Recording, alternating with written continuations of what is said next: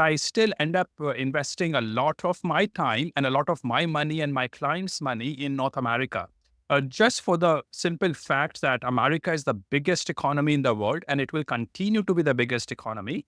It is the most energetic economy as well. And I know China is something I love in many ways, but America is still America.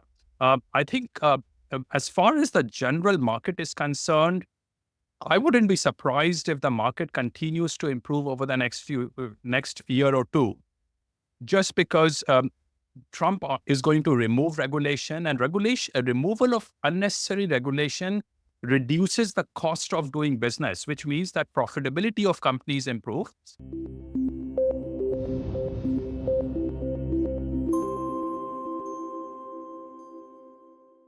Good morning to you, Jayant. How are you?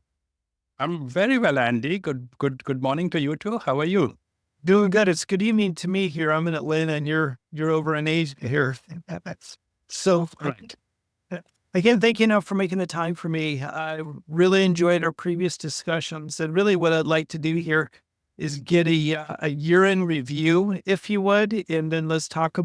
We've talked about so many things, from investments to culture to where investors need to look. But let's start with, a year-end review, and then we'll talk a little bit about the election and what it means for culture and what it means for your portfolio, just your 2 cents. Well, Andy, elections and the year-end review are the same thing pretty much. We are headed for probably one of the most entertaining government cycle in human history. Next year will be an extremely interesting experience unless you get caught up, get troubled by the deportation czars.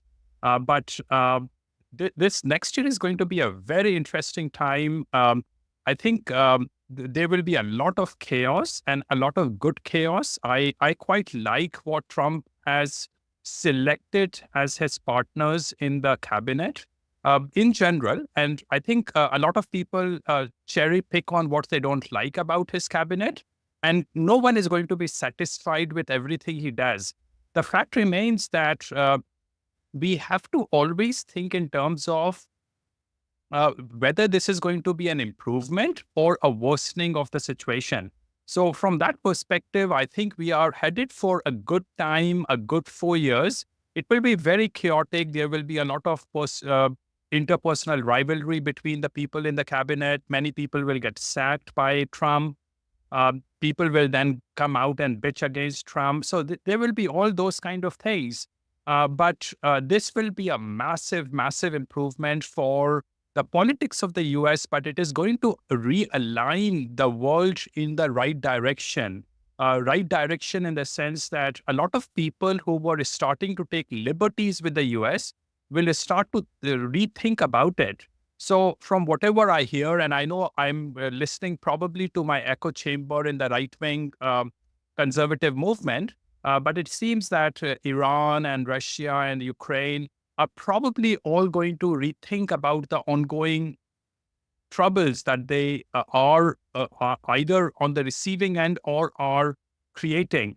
So I think we are in for an interesting time. It will be a good time. Next year will be a good year for humanity. So let's work that out a little bit more in 2 ways. Number one is, we talked a lot about woke politics in the past. Do you see this as an end or a coming of an end to woke politics? Number one. And then secondly, an interesting, good time for investors. Work that out for me a little bit more. What should investors be looking for to seek value? Investors is something very different. When we think about investors, we are often thinking about the stock market. Now, the stock market can underperform while the economy actually does well. So there are all kinds of factors in underpinning an economy that affects the stock market. So we can elaborate on it a bit. About woke politics, Andy, this is going to suffer a lot over the next few years because Trump will come heavy on against woke politics. But remember, this is not going away. The Trump is only a short-term solution to the problems of the US. The medium-term and long-term problems of the US are baked in the cake. Here is the problem, Andy. Um, 50% of Americans under the age of 24 are of non-European ethnicity. And if you look at the voting pattern of these people, they primarily vote for the leftist and woke policies. Now, I know that, for example, Latinos might not like much of woke policies, but the intention, the voting pattern is still leftist. So, in the medium and long term, the US is going to drift into the leftist arena, whatever you do over the next 4 years. Um, and so this is baked in the cake. All that Trump will achieve over the next 4 years is to delay degradation of the US by a few more years, maybe 8 years or maybe 7 years. But he is not going to achieve anything more than that. Now, if you look at how the popular vote in the United States, this is strangely the first time that a Republican president has won the popular vote since 1988, except if you ignore the wartime presidency election of George Bush Jr. This is the first time popular vote has gone into the hands of the Republican. Demographically, um, if you look closely what happens, it is the people of European ethnicity who vote for the Republican Party. They are the only people, a big chunk of the population, a significant chunk of the population that votes for Western values, the conservative values, the Christian values. And that is becoming a minority as time passes by. And this is baked in the cake. So in the medium and long term, degradation of the US will continue, but the next 4 years will be very interesting because Trump will bring energy back into the United States. The rest of the world will start looking up to the US as the leader of the world, which it should be, which it is, and it will continue to be for the next many years. But again, in the medium and long term, the degradation of the US is baked in the cake because we are too politically correct and we have compromised too much by bringing in people who have the wrong values. Got it. Okay. So what should investors really look for when they're looking to find value now that Trump is elected? Should they be investing money here in the US or should they be looking abroad? And I know you're very active investing in Asia, both Japan and China. Correct me if I'm wrong. Well, I do invest in Japan and China and Korea and Singapore and Hong Kong, and they are fabulous markets because they give me the medium and long-term stability that I'm looking for. But I still end up investing a lot of my time and a lot of my money and my clients' money in North America. Just for the simple fact that America is the biggest economy in the world and it will continue to be the biggest economy. It is the most energetic economy as well. And I know China is something I love in many ways, but America is still America. I think as far as the general market is concerned, I wouldn't be surprised if the market continues to improve over the next year or two, just because Trump is going to remove regulation, and removal of unnecessary regulation reduces the cost of doing business, which means that profitability of companies improve. And if profitability of companies does not improve, at least it leaves more money in the pockets of the citizens, which means that there's a broadening of the economy that will take place. So we are looking forward to a good time for the US for the next couple of years. Now, my guess is that this administration will also not be as anti-China as the last Trump administration was, or as Biden administration has been. And the reason is that I think Elon Musk will be a positive change in thinking more internationally in a balanced way for the Trump administration. This is the problem, Andy. I have often seen with Americans. They are they have the Enlightenment values, but they erroneously believe that the world also has the same Enlightenment values. Now, when they want to enforce those enlightenment values on other people in the world, it leads to massive problems, as it did in Libya or Afghanistan or Iraq. But also an understanding that different people can be very different. It might be, we are from Mars and they are from Venus. An understanding of that helps us interact with the other people in a meaningful way. But when you live and let live, you let those people live the way that they prefer to live. Once you have that kind of thinking, which is the thinking that I assume Elon Musk is going to bring in, because he has South African connection. He has invested around the world and he has a big operation in China. He's probably going to tell the Trump administration, hey, listen, we don't have to be in an adversarial relationship with China. We can enter into a win-win relationship. And now, Andy, I spend a lot of time in Hong Kong and Japan and China, although I spent most of my time in the United States. The fact remains that these people in East Asia are focused on economic growth. They don't want wars. They don't want this contest for the world superpower. I don't think China is interested in becoming the next superpower. But you don't want to agitate China unnecessarily on Hong Kong or Taiwan or whatever else, because then you will have uh, China rebelling against you by creating problems in South China Sea or picking up on some small island somewhere in the middle of the ocean just for the sake of creating trouble again for the United States. So I think Elon Musk is probably going to temper the situation with China. And clearly, I think most of us probably have come to accept that the Russia-Ukraine war is probably going to come under control because of Trump.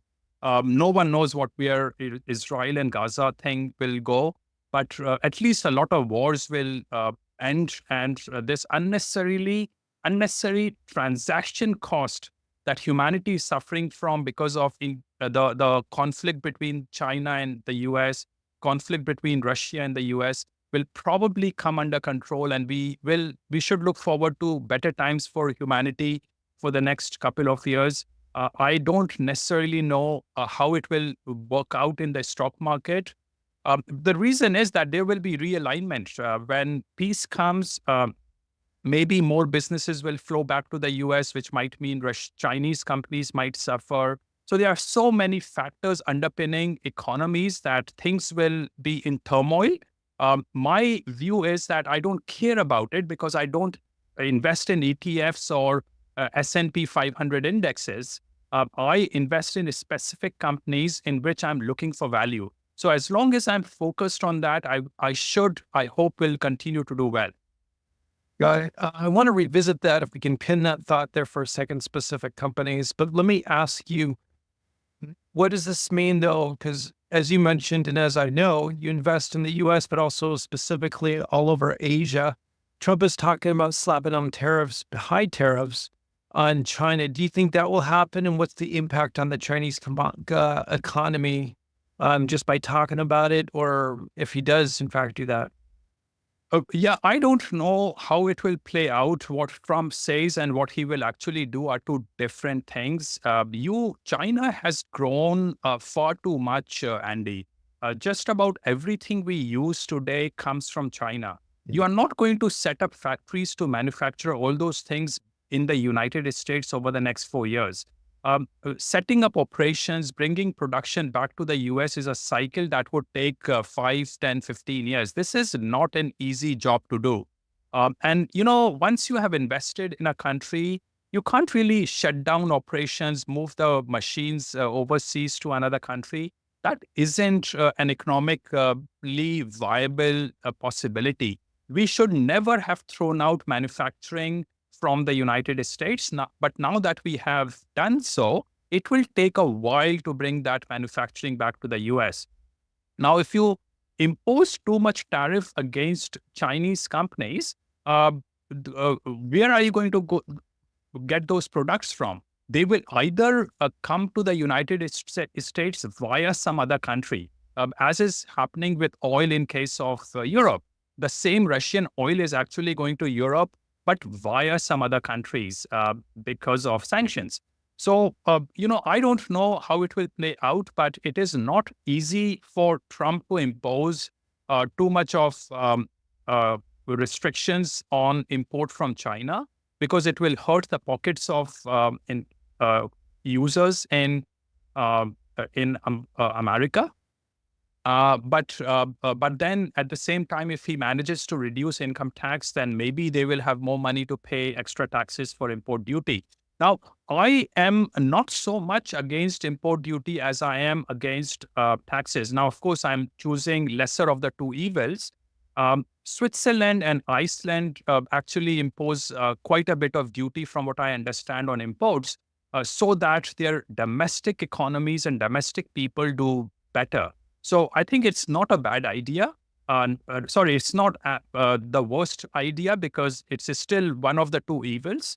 But I still think Trump will reinvigorate the economy rather than destroy it. You and I are not going to agree 100% with everything he does. I'm just overall, I'm looking forward to his administration. I don't want this boring Biden-Harris way of virtue signaling, which has been destroying the American society and American economy. Got it.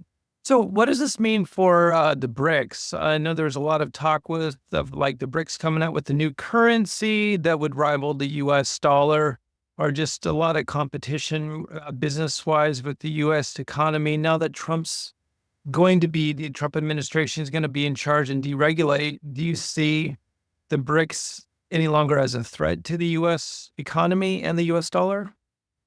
Well, the history of BRICS is very strange. BRICS is not an organization. It is an organization created by Goldman Sachs uh, analyst, who coined this word to promote a product in the market. And you see this, Andy, we operate in the capital market. This happens all the time. So you just want to make a seductive product that people get attracted towards, and then hope that you make some money out of it. That's what Goldman Sachs, in my view, did. But that does not mean this is a natural organization. This is not even an arranged marriage. This is just two random people who went on blind date and decided that they were going to be together because there was no one else. And it was a relationship organized by someone else. Now, these people hate each other. They don't talk with each other. They hate each other. They backstab each other. So BRICS has no significance, in my view. The only country of significance, or maybe two countries of significance in BRICS, are Russia and China. But Andy, the funny thing is that Russia and China work well together anyway. They don't need an international organization.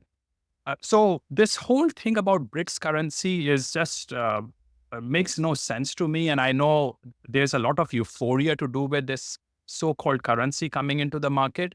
But what is this currency going to be backed by? It will be yuan at the end of the day anyway. There's no other currency in among the BRICS countries.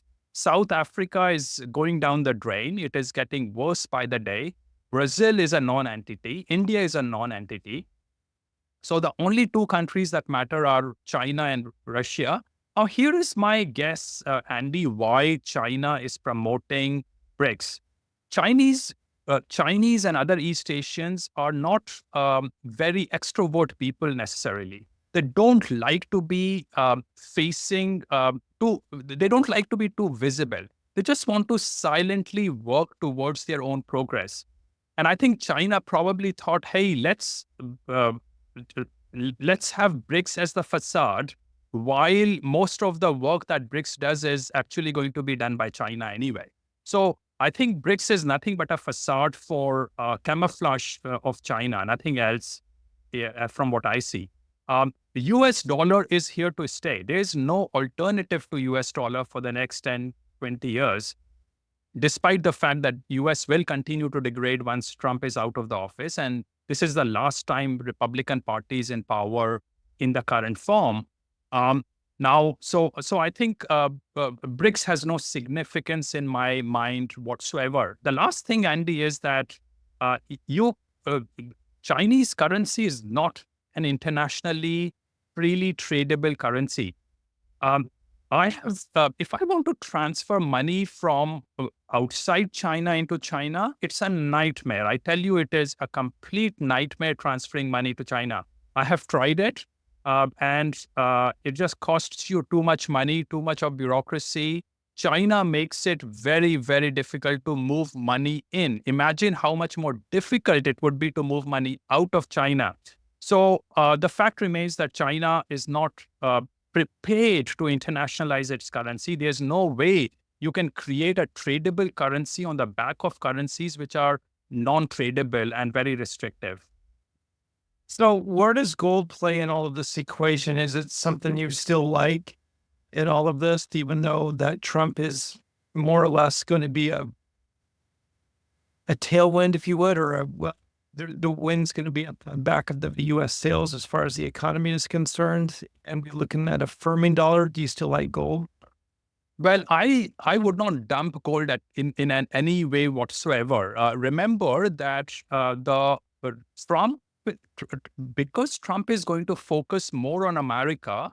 A lot of other countries which have been getting free stuff from the U.S. will get into trouble. So several of the emerging market currencies, sorry, not emerging markets, the third world hellhole currencies fell after Trump won the election, which clearly means that the market understands that Trump's returning back to power will be bad for these third world currencies and third world economies. So these third world rich people will continue to buy gold because they really have limited options. And I know more about India than about other third world people because these are very secretive issues. But a lot of money has been flowing out of third world countries. They know that the third world is going to be in a worse situation because of Trump than without Trump. And you know, very fairly as well, Andy, your and my tax money shouldn't be going into supporting the fragile third world countries. So gold will stay there. Also, China will continue to buy gold. So when I drive around in China, there are literally jungles of empty apartment buildings. You would see a jungle of 100,000 people apartment buildings, which are completely empty. Now, these people, Chinese have understood that they can no longer hope to buy properties and flip them, those properties for a 50% profit. So they have to reorient how they invest their money. Now, for a Chinese to invest in the stock market or elsewhere is not that easy. Remember, it's a second world country. It's a very new country. It has only recently emerged from communism. I know they are still call themselves a communist country, but they are not a communist country. So there are not really many avenues for Chinese to invest. They don't really invest in the stock market much because for them, the stock market is a casino. They don't really understand the valuations. And so many of Chinese companies trade at values that I don't really understand. So for a lot of Chinese, gold remains a way to preserve their net worth. So now you see that the third world and China will continue to buy gold. But also in the medium and long term, the West is fried. In fact, the West is gone because of demographic problem. Once Trump administration is out, the degradation of the US will pick up very rapidly. Canada is degrading very rapidly. Australia is degrading very rapidly. And without the US, the spine of the Western society will go away. And as you can see, the fact is that the whole of the Western civilization, I'm talking about Europe, West European countries, and the associated countries, America, Canada, Australia, and New Zealand, will have European ethnicity as a minority within the next couple of decades. So the degradation of the West is baked in the cake, and the chaos from this will continue to emerge once Trump is out. So people should stay invested in gold, and I think their interest will emerge with a bull cycle once the Trump administration is out 4 5 years from now. How about the rest of commodities? Do you see good value in energy here? Because energy's sold off pretty, and even the equities. I mean, we've had a bounce in the equities a little bit, but yeah, talk to me about energy, and also talk to me about industrial metals or and agriculture. Are you looking at any plays in those commodities?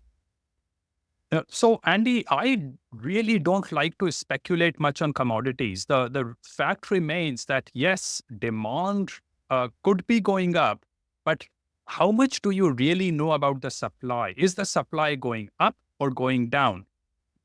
The situation is that we consume almost twice as much of virtually every commodity you can think of, twice as much compared to what we used to 20 years back.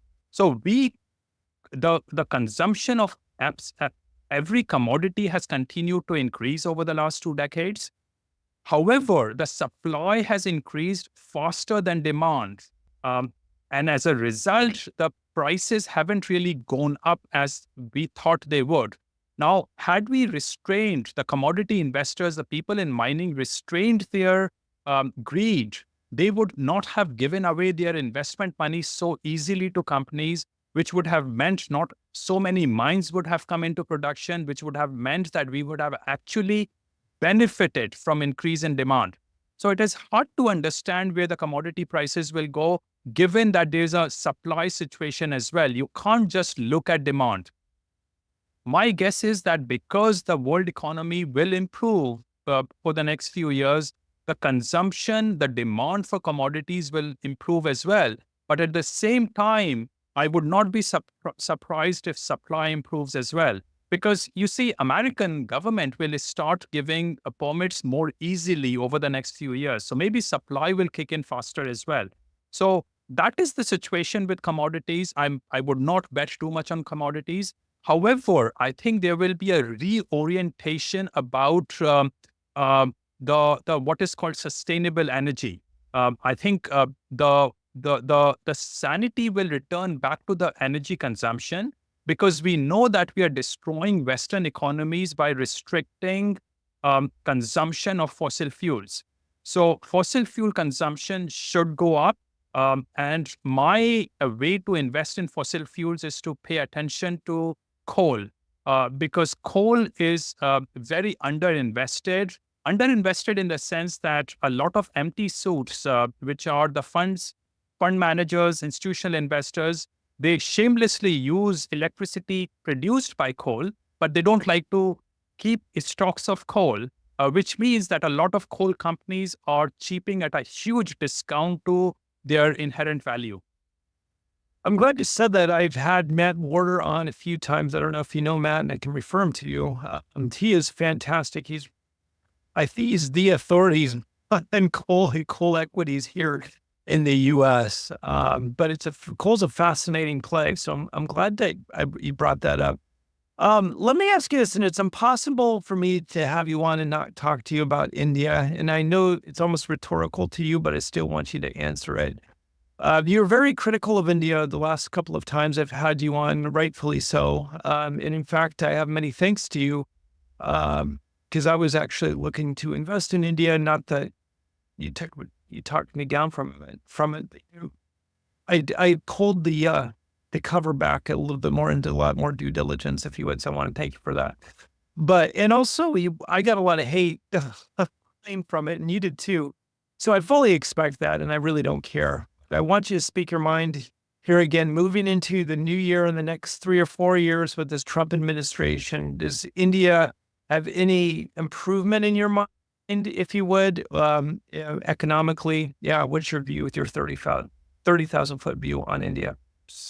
So, Andy, always remember, think through why you got so much hate from having me on your show. Because Indians hate truth. Now, I'm perfectly fine if you challenge me, if you reason with me, but you can't start giving gang rape threats or start calling me anti-national or all those kind of things which make absolutely no sense. Reason with me, reason with the audience, and that's where you are going to convince the audience that I'm wrong.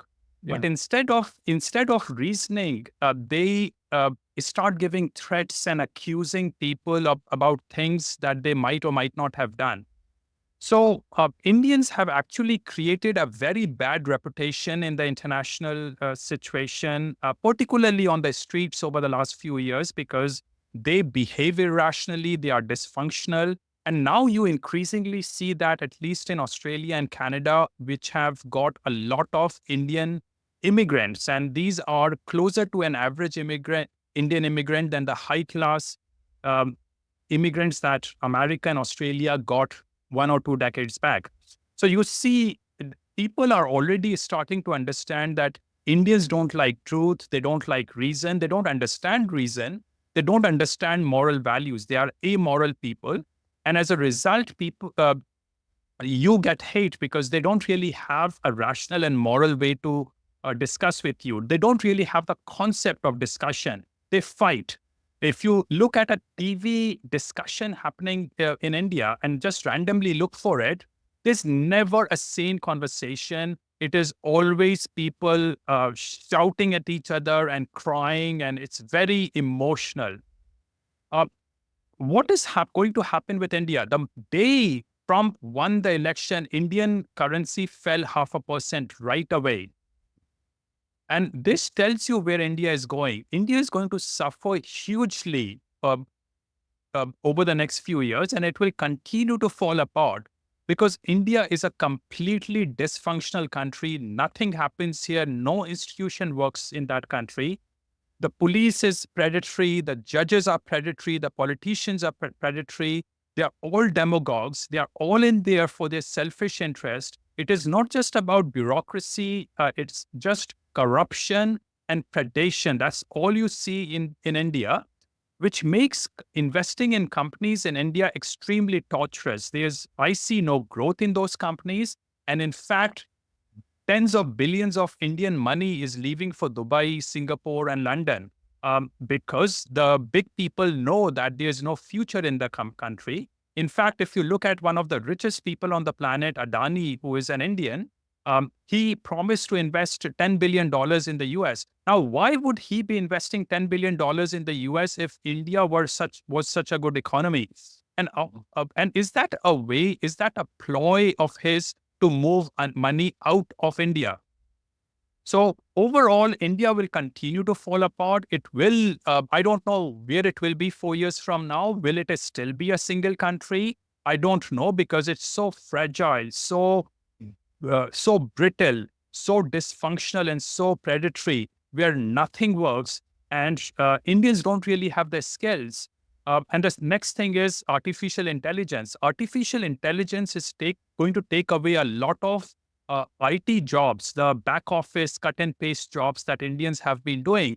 Now, I live in San Francisco, Andy, and I tell you that a lot Indians are known for doing this IT jobs. A lot of those are back office cut and paste jobs, low skilled jobs, and they actually still deliver low quality. So these jobs are going to go away, and they are actually going away. They were. I last time I heard, 500,000 people got laid off in the IT sector over the last couple of years. So there will be huge problems in India over the next few years, and those problems will continue to worsen. Now, here is the issue, something that worries me about from American perspective. There are going to be three people who are likely to be pro-Indian for emotional reason rather than for rational reason in the cabinet of Trump. One is the vice president. Usha Vance is a practicing Hindu. Vivek Ramaswamy is a practicing Hindu. And Tulsi, who is, of course, an American, has no racial background from India, but is a practicing Hindu herself. All these three, in my view, are likely to have a pro-India stance, which means that they probably will have, at the same point time, an anti-China bias. This is just a guesswork, Andy. The problem is that religion, when your devotion comes, you become irrational in your assessment of what is going to happen, what you think is the reality. Tulsi has been to India only once in her life, from what I know, and that was on the invitation of the Indian Prime Minister. Uh, I am told, and again, this is not something I have read from different sources, but at least a well-known magazine in India printed an article about Tulsi's association with the right-wing fanatic Hindu organization called the RSS. Now, I actually like Tulsi. I have nothing against her because when you are so far away, you might be favoring a right wing organization of another country because you don't know the nitty gritties of those organizations. And I'm fine with Tulsi as such. But unfortunately, I see a pro Indian emotional bias, which would be irrational coming from these three people.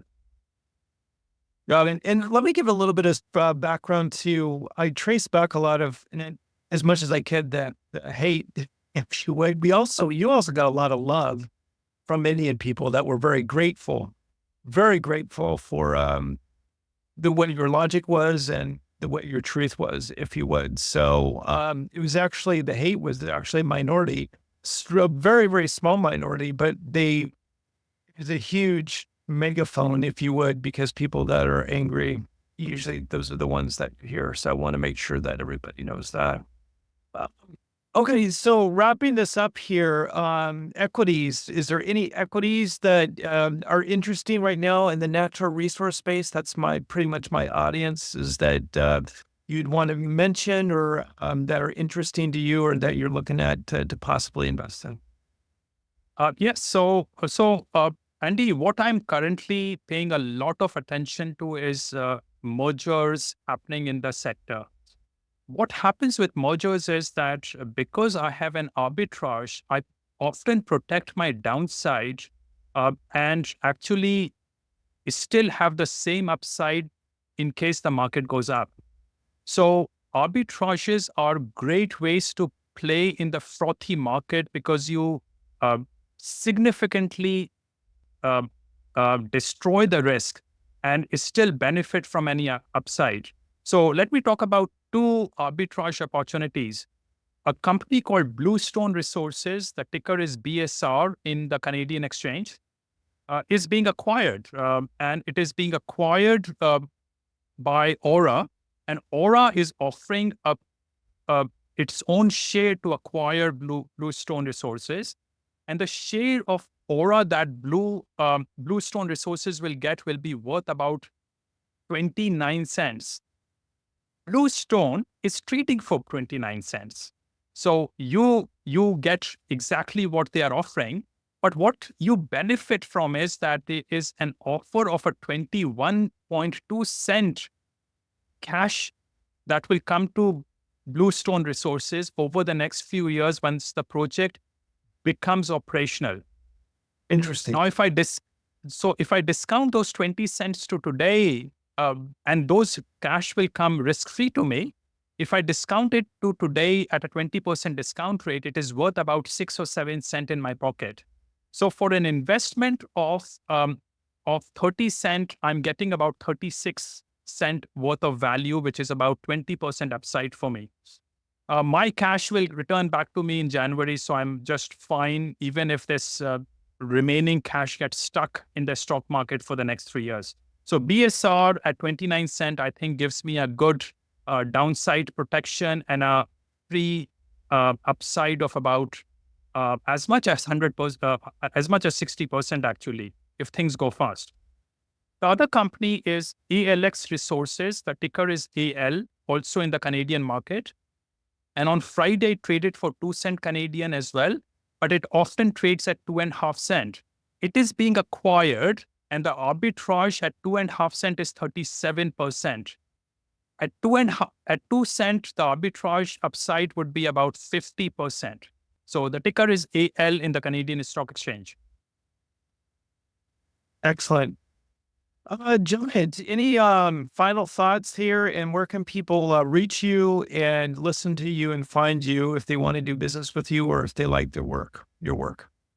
Well, I don't really do business with individuals. I only advise my institutional clients, and they are. I have more on my plate than I can take at the moment. Everything I do goes on my website, which is jayantbhandari.com. Excellent. I'm going to link to that. And I just really want to thank you so much. I talked to Rick Rule about this actually, that you gave me I was against, I won't say against, but I was very wary of investing in places like Africa just because I thought I saw Africa as too risky. And you made the comment to me, it was, Andy, I'm fine investing in Africa, risky jurisdictions, as long as I'm compensated for my risk. You told me that about a year ago, and I never forgot that. So I want to thank you for that piece of advice. Yeah, thank you, Andy. And indeed, a lot of African countries can give me more return than the risk I undertake by investing there. And I invest in Africa. But again, I would advise anyone on I would at least alert them about being very careful about the so-called growth of India. I see no growth coming. I see deindustrialization happening. I see a huge social conflict increasing, which means that I actually want my risk profile of India is much, much higher than what market thinks it is. And I actually don't even see a return in that country. So be careful about which third world country it is. I wouldn't go to Congo. I wouldn't go to South Africa. There are a lot of African countries and even Latin American countries which can offer you a good return on your investment. Well, that's very well Swiss that usually a stock will be beaten down for a reason, and you used to want to invest in a stock or a jurisdiction because it's beaten down. There's got to be a reason and some kind of trigger that will make it go up, or it'll be changing. Something will change. Jayant, it's always a pleasure. I really, you become one of my favorite interviews. You really have. I really enjoy your thoughts and our discussion, and I just want to thank you so much. Thank you. Thank you very much for the opportunity, Andy. All right, take care.